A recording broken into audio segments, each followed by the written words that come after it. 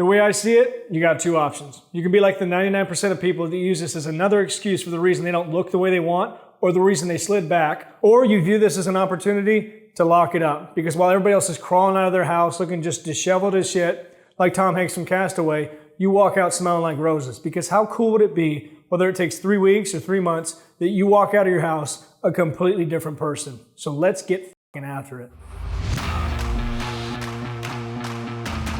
All right, so we're starting off with a single arm dumbbell curl, but obviously there's gonna be some tweaks because this is one of those exercises I see people do and they rely too much on heavier weight to try to stimulate growth rather than maximizing the effect a lighter weight will have on the muscle. And I'll always argue, especially for arms, that a lighter weight with a deeper connection is gonna get better results. All right, so there's a couple things I want you to do to really maximize the eccentric and concentric part of this movement. The first being how you position that elbow. So traditionally that elbow is gonna be tucked to the side of your body, but the problem with that is when things start to get hard, your body starts recruiting other muscles to jump in to really help. So you'll notice what will happen is as you start to go down, you'll end up locking that arm in a certain position and then it'll shift and bring that shoulder in because that shoulder is going to help out and try to finish off the contraction. We don't want that. And the way we can fix that is by bringing those elbows in front of you, tuck them into your stomach, and treating your body like a preacher curl. And finally, and most importantly, we're going to get some movement involved to really put more stress on that muscle. So during the eccentric part of the movement, you're going to lean back and really fight against gravity the entire time. And as you start to drive up during the concentric portion of the movement, you're going to lean forward, and to really enhance it even more,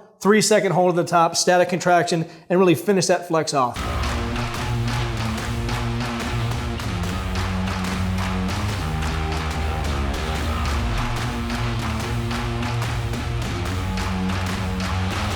Now we can take that same concept of shifting your weight back and forth, really amplify the stress of gravity, and use it on an old classic like a concentration curl. Now normally with concentration curls I use about 40 pounds, but with this little tweak I'll cut it all the way down to 20. And the other nice part is even though it's a subtle motion, it completely changes the effective range. Normally you really feel it towards the top of the motion. This, it'll extend that stress it puts on the muscle through the entire range of motion.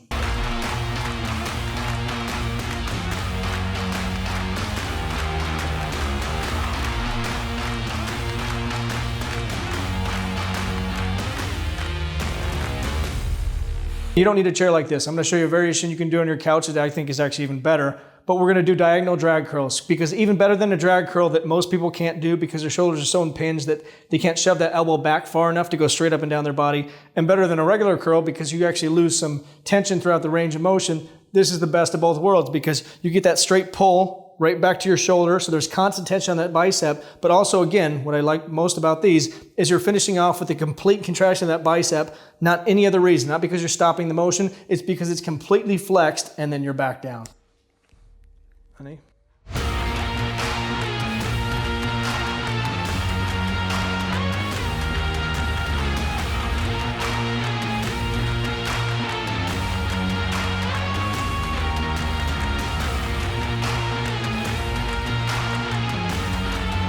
So as always, like, subscribe, hit the notification bell, leave a comment on the video I'm going to do next, and get after it, get growing.